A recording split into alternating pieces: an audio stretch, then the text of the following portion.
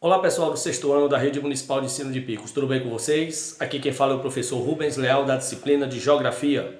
Gostaria de convidá-los a assistir a nossa aula de número 24, sob o título O Espaço Rural, que você poderá acompanhar no seu livro didático a partir da página de número 164. Vamos nessa então? Então pessoal, obviamente, todas as atividades associadas ao espaço rural geralmente estão relacionadas ao setor primário. São elas a agricultura, a pecuária, que envolve a criação de animais, rebanhos diversos, e o extrativismo, que pode ser mineral, vegetal ou animal. Então essas três atividades, a agricultura, a pecuária e o extrativismo, fazem parte do setor primário e são atividades geralmente relacionadas ao espaço rural. O espaço rural, que tem uma grande influência, é bastante influenciado pelos elementos da natureza. A dizer, o clima, o espaço rural tem muito a ver, a identidade dele tem muita relação com o clima.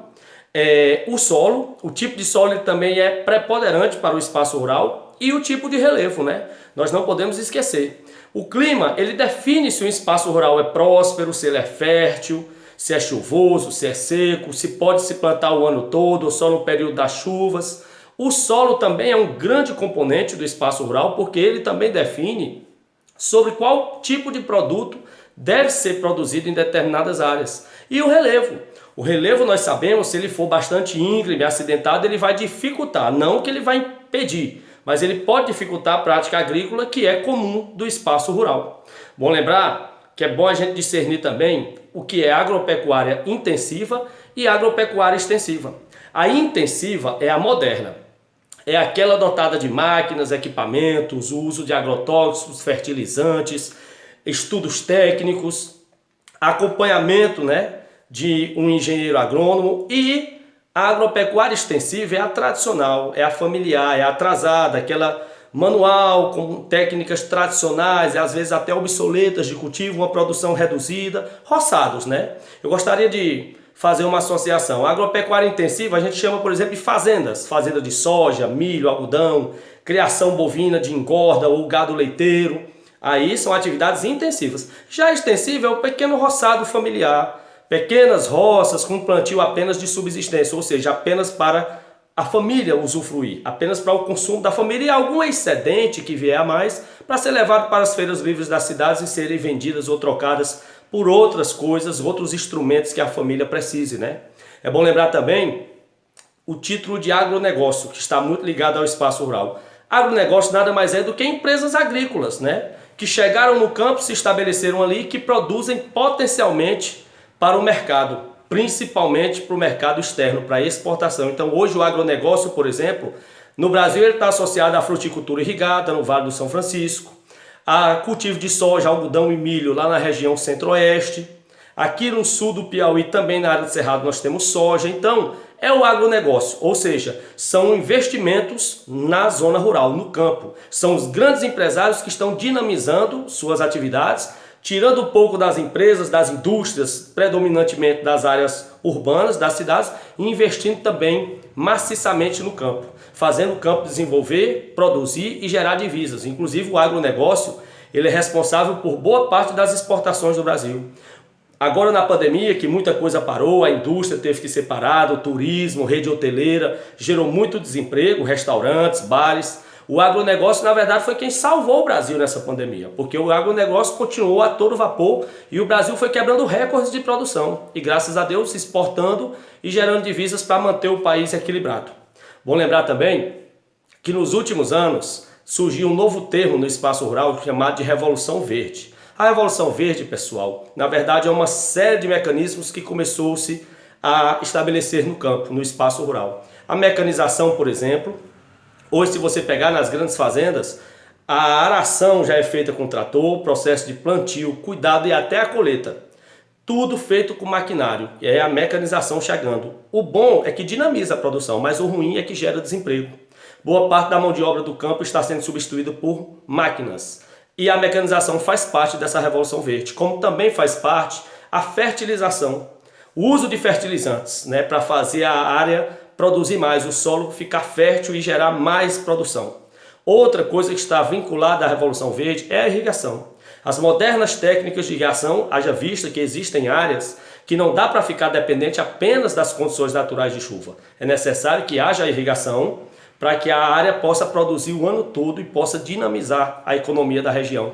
Agrotóxicos, o uso de agrotóxicos também faz parte da Revolução Verde. Engraçado, a gente ouve falar Revolução Verde, a gente acha que é algo sustentável, né? Que é algo que protege o meio ambiente, na verdade não é. A Revolução Verde é o aumento da produção na zona rural, no campo, e passa pelo uso de agrotóxicos, né? Que é usado principalmente para matar pragas e que infelizmente de um certo modo chega ao nosso prato. Porque como o agrotóxico ele é lançado diretamente sobre a planta, sobre o produto, parte dele é absorvido pela planta e infelizmente é passado para o fruto, para a leguminosa, né? E a gente termina consumindo uma parte desse agrotóxico. Também faz parte dessa Revolução Verde o desenvolvimento em laboratório de sementes de alta produtividade. Sementes que aceleram o processo. Quem nunca ouviu falar desses milhos precoces, caju precoce, que dão um tempo de colheita muito mais rápido do que o normal, do que o convencional. Vou lembrar também que o campo já vivencia hoje no espaço rural a revolução genética. A genética chegou no campo com a transgenia, a produção de alimentos transgênicos, soja transgênica, uva sem semente, abacaxi em gomos, a manga sem fiapo, tudo alterado. Algodão colorido, tudo alterado em laboratório. Essa prática nós chamamos de transgenia, a produção de alimentos transgênicos. Alimentos transgênicos são alimentos alterados em laboratório.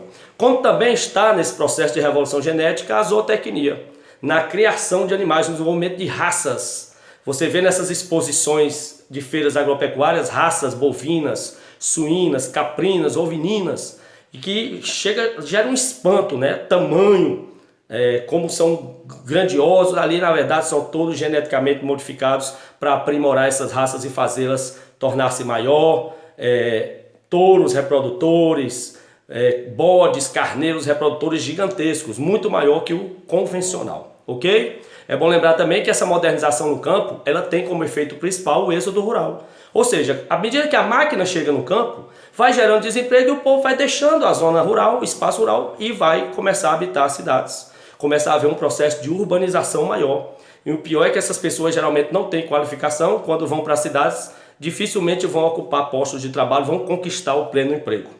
Por fim, o uso do solo na agricultura, ele pode ser aprimorado, pessoal, por duas técnicas. A rotação de terras. O ideal é não plantar todo ano no mesmo solo o mesmo produto, porque o solo ele se desgasta com o uso. Então a ideia é fazer a rotação de terras, que a gente chama também de pousio. Pousio porque é repouso. A ideia é você plantar numa área e deixar a outra repousando por um ano. No ano seguinte você inverte. A área que estava produzindo fica de repouso e a área que estava de repouso você produz. Há um revezamento para que o solo não se desgaste e sofra um processo de erosão, desertificação, assoreamento, vossoroca, que são formas de degradação do solo que tornam o solo infértil. Então a técnica do pousio ela é importantíssima. E em áreas de relevo íngreme, acidentado, uma técnica muito utilizada no mundo todo é terraceamento. Terraceamento é construir andares nas montanhas para que quando a água da chuva bata, ela escorra pelos degraus dos andares por toda a produção. Plantar em degraus, fazer o terraceamento é importantíssimo. Por fim, os problemas ambientais ligados ao campo, né? O desmatamento. Infelizmente, para se transformar uma área numa fazenda, para cultivo ou criação de animais, eu tenho que desmatar a vegetação nativa inicialmente. E isso é um problema. Outro problema são as queimadas. É muito comum a gente presenciar na nossa área aqui, no período que antecede o plantio, as pessoas queimarem, fazendo uma queimada, brocar a terra, como eles chamam. Isso termina desgastando o solo porque retira, queima, destrói sua camada fértil, a camada de humus. E a degradação do solo como um todo, como eu coloquei aqui. A prática agrícola no espaço rural inadequada termina fazendo com que o solo se desgaste e muitas vezes se torne infértil em caráter irreversível. Forte abraço e até a próxima.